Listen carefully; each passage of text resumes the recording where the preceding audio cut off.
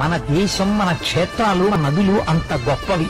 తెలుసుకోక, చేతకాక, 4 శ్లోకాలు రాకపోయినా, 2 పద్యాలు లేకపోయినా, ఓ పురాణం చదవకపోయినా, ఓ మైకట్టుకుని వెర్రికేకలేసే వాళ్ళకి ఈ జాతి వైభవం ఎక్కడి నుంచి తెలుస్తుంది? చదివితే తెలుస్తుంది. నీకు రామాయణంలో ఒక శ్లోకం చదవడం వచ్చా?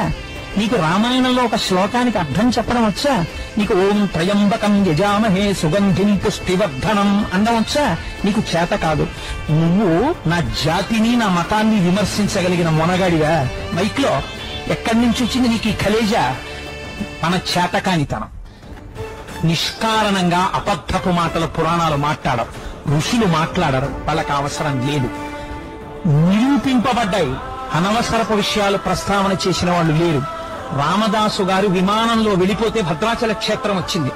రమణ మహర్షి ఆత్మజ్యోతి కొన్ని వేల మంది చూస్తుండగా అరుణాచల శిఖరాల్లో కలిసిపోతే అరుణాచల వైభవం కనపడింది. కేంద్ర ఆర్థిక మంత్రి అంతటి వాడు ప్రదక్షిణం చేస్తున్నప్పుడు జ్యోతి రూపంగా కనపడితే స్థానువులు నిలబడిపోయాడు. ఎంత మందికో ఎన్ని రకాలుగానో స్వామి దర్శనమిచ్చి వాగ్గేయకారులని, ఋషుల్ని, భక్తుల్ని ఉద్ధరించినటువంటి మహాక్షేత్రాలు కలిగినటువంటి సనాతన ధర్మం మన ధర్మం.